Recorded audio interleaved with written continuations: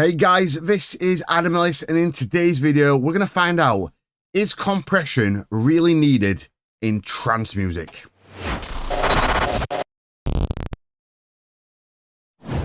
Okay, so we're in Logic, and for the longest time, I never used compression. I toed and froed in learning it. I tried to understand the basics. I went to university to understand how compressors works. And ultimately, I just never really felt it made a difference. There are some surgical kind of ways to use compression, which I'll go into. But in terms of just adding compression to a sound, does it work? What are the reasons for it? Now, I'd like to just state, this is just my basic kind of understanding of it. Doesn't mean it's gospel. It's just how I've approached it. So for the first 10 years of my production career, the first 50, 60 tracks you ever heard from me, the Napalm Poets, the Blue 82s, the Creatures of the Night, the Set to Sales, the An Ember in the Ashes, all that kind of stuff, never compressed anything. I really didn't. So yeah, is it needed? No, absolutely not. It wasn't until I watched a video series by Giuseppe Ottaviani, where he uses a very simple compression, takes away all the faff with all the release times and the gains and the hold times, and it was just simple, just one little knob. I'll show you that compressor. It was this compressor here. And all Giuseppe did was turn down the threshold, and so he got gain reduction. And his way of looking at it was just get about 3 decibels of gain reduction, and what that's going to do is make the sound a little bit bigger. I did that, and I don't notice a massive difference. I kind of apply that because I think Giuseppe's probably got the best sound in trance in terms of overall cleanliness and fullness. For me, it's the best sound. So I thought, hey, I'm just going to start doing this. And I kind of do apply this now. I put it on every major element. I don't put it on a bus channel. I've just never felt like I needed to. But I put it on every major element, and I kind of, the way I describe it to my clients is it does make things seem a little bit bigger. Imagine you're at a fair, someone comes up to you with like a red balloon, and someone says, hey, blow this balloon up. You get a balloon, you blow it up a little bit. To me, that's compression. Okay, you just take your sound and make it a bit bigger. Now, how does compression work? From my understanding, what a compressor does, it takes the dynamics in a sound, and let's say it's a vocal, and it's really quiet, and it's really loud in certain sections. What a compressor will do is it'll take the louder parts, and it'll bring them down to the quieter parts, making that the sound is now balanced, meaning you can now turn the entire sound up, and it won't be up and down and up and down. There's many ways you can do this. You can do it by something called, what's it called now? Kind of like, you can use a gain tool and do it manually, up and down. A compressor is a much faster way of doing it. So yeah, we're going to do a test today. Does compression really work in trance? We've got a counter melody. The dynamics aren't particularly all over the place. Let's have a quick look. Listen to the counter melody first of all.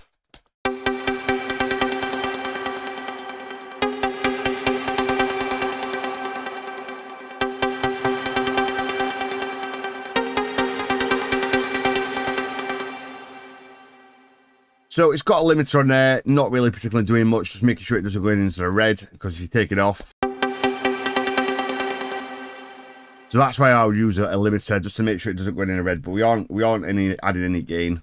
Just think of it as like walking down the street with a bucket of water, and the bucket of water kind of is spilling out a bit. A limiter is just stops it doing that. Anyway, let's take off the, well, let's just bounce it into place, actually, and let's see what the dynamics are saying. So,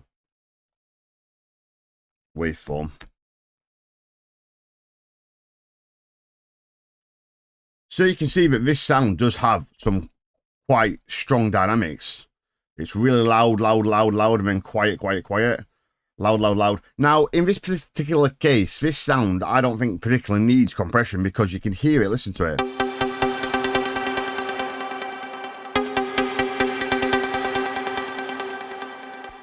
In these quieter parts here, which you see, you can still hear the sound. But anyway, what we're going to do is we're going to compress it, and we're going to see what happens. We're not going to go crazy, just about minus 3 decibels of gain reduction for the simple purpose of trying to make the sound bigger. Let's see if it makes a difference. So we have to do a couple of things to keep this test fair. First thing we need to do is put the compressor on. Let's have a listen. I don't like seeing it going into the green. Also, turn it down again.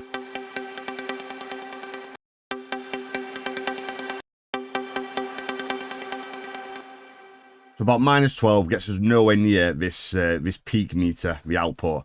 Okay, so then we'll turn it up.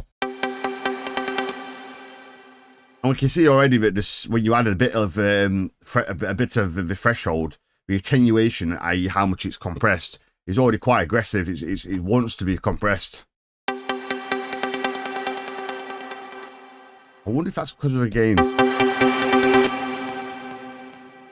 So this sound kind of is begging for compression. As soon as you put the sound on, even with the threshold all the way up, there's already compression applied.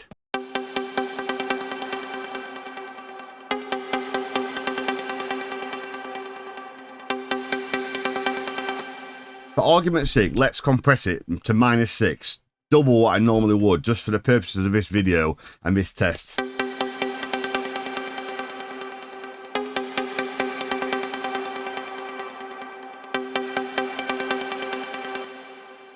So there you go, we're rolling at about -6 decibels of attenuation, i.e. how much the louder sounds are being pulled down. So we're reducing the dynamic range by 6 decibels, okay?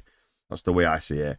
So what we'll do is we'll get that counter and we are going to we'll see what the level is. We'll see what it's peaking at, okay? So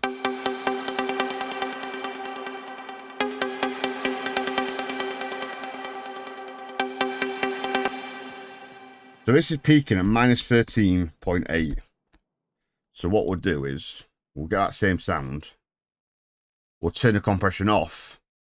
We'll level it to -13.8, like the compressed one, and see can we hear a difference.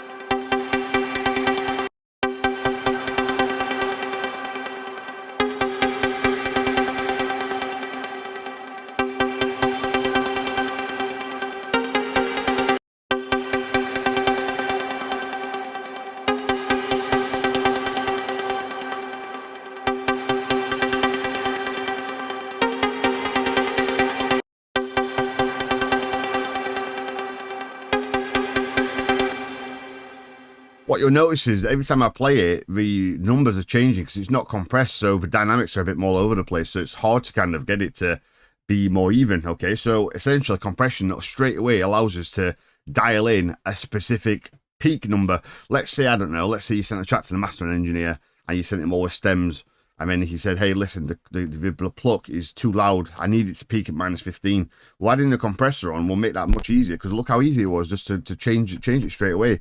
The non-compressed version, I'm finding it a bit difficult to get it to match the output without the compressor, which was -13.8.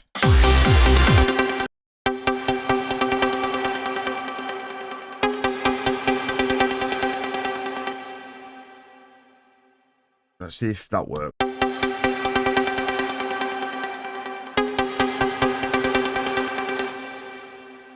It's going really loud now.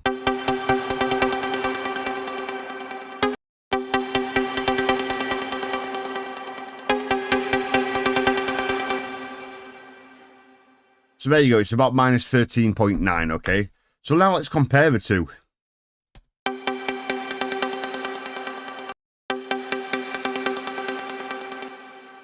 What's interesting is it's changing again on a bush channel, and this makes these kind of tests a bit of a pain in the backside. So what we'll do, we'll not fear, we will go and try a different method, because it's going through to the bush, you see. So that's what makes it a bit more confusing. So let's go to the output, turn off the limiter, and see what this is peaking at on the output.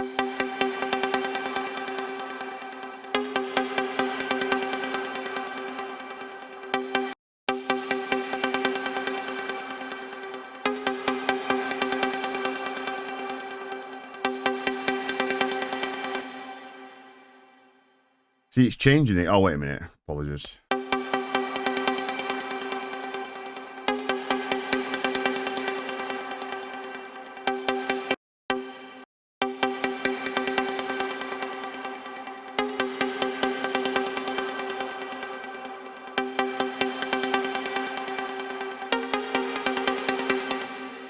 So -5.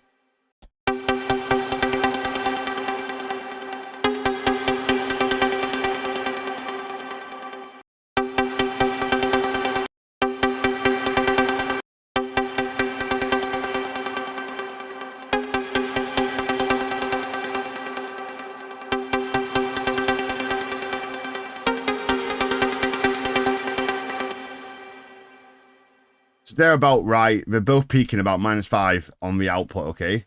So what we'll do is we'll bounce this down with compression. So we've done a fair test because they're both peaking on the master without the limiter, -5, accounting for all the bus channel effects and whatnot. You just saw me level them. So is there going to be any difference without compression? Now, compression might sound good, a bit like parallel compression on your kick. If you add parallel compression to your kick, it's going to sound amazing, wow. But then you notice the headroom that you've got, which you need, which is -8 decibels, the way I work, your headroom is now -3. So of course it sounds better, so it's louder. So I've done tests in the past where I've taken a kick, exported it with no parallel compression, peaking at -8 on the master, added the parallel compression, which makes it louder, re-leveled it down to -8, and I honestly can't hear a difference. And for that reason, I don't add parallel compression to my kicks, because it might sound better, but when you re-level it, is the parallel compression making a difference, really? If you haven't got this compressor, it's very cheap, so I do recommend it. But if you've not got it, you can use your door compressor. Just keep it simple. So let's just go to any compressor. So we'll go to a Logic compressor. Ignore all this bullshit and just look for the -3. So you do that with a threshold.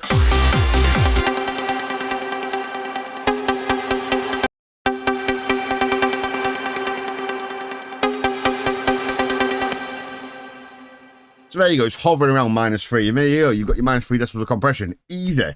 I honestly do not recommend fucking about with all this other stuff, like the attack, the gain, the knee, the mix, the distortion. It's just not needed, especially in trance music. Like, look, people might turn around and say, well, Adam, you know, you can do this and you can do that. Yeah, you can do that. Fantastic. Good for you. But you don't need to. And I'm the advocate of saying that, because albeit I'm probably not the best producer in the trance scene, I'm fairly happy with my sound, and I feel like I've achieved quite a lot using these methods.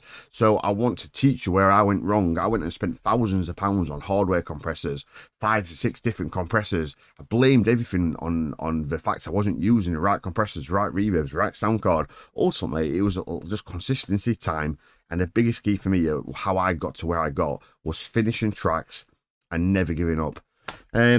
Right. So we don't need to use compression. If you want to use compression, you can, just to kind of beef things up a little bit. Over 60, 70, 80 tracks, maybe it'll make a difference, but I wouldn't overly get too worried about it. Where is compression useful?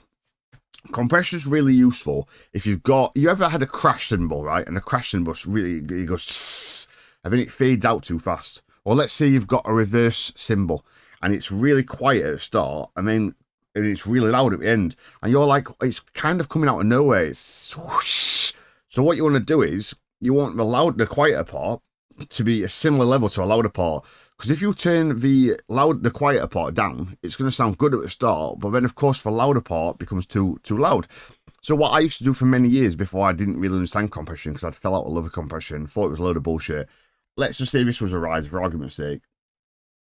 I would simply have a starter riser come in a bit louder and just do that. And I would use a gain tool to kind of address it.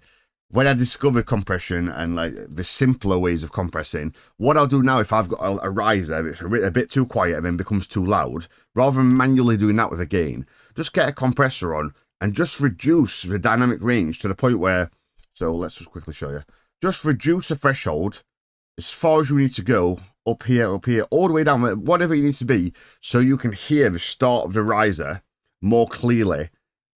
So what you need to do instead is you just literally turn the compressor on, adjust the threshold until the point where you can hear the start of the riser, okay, just as good at the start as you can at the end. Obviously it's going to be more aggressive at the end, but you should hear it coming in. Same with a down sweep. Let's say you've got a down sweep and it sounds amazing, but it just drops off all of a sudden. Add your compressor, turn the threshold down to the point where you're listening to it, and the down sweep doesn't disappear as fast. Okay, so that's my take on compression. It's just my way of doing it. It doesn't mean it's gospel. Try what works for you, but this is a nice simplistic approach. You don't need to go and spend a lot of money. You don't have to spend any money because you can use your door compressor, and that's it. So as always, please do like the video, subscribe, drop a comment. We are giving away free tutorials every week, as you know. We're dropping down to a video a week for now, just while we get things in motion. There's a lot of stuff going off behind the scenes, and you know, these videos they're quite overwhelming to make, and we don't want to rush them out. We want to get them perfect. We do aim to get them back every Monday and every Thursday, but for now, just going to be every Monday. So down to one winner every week, but when we get back to two videos a week, we will be giving away 2 winners. I've already had some incredible sessions with you guys. 30-minute sessions. So if you want to win a 30-minute free session, talk about your track, ask me about my DJ life, my career, ask me any questions. It's down to you what you want to go over. Drop a creative comment, something that sparks my attention.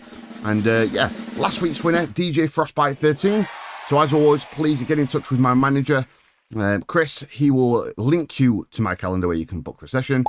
I think that's it. If I didn't say it already, like, subscribe, and as always, you guys know that I do one-to-one tuition. I've had some amazing success with that over the years. Last year, 2 clients alone, 2 clients signed with Beatport #1s to Armada and Pure Trance. Just incredible. I offer full money back guarantee. So if you'd like to change your production course, life, career, get in touch. You know where I am. Full money back guarantee and all that flipping salesman bullshit. But yeah, have a good day, guys. See you in the next one.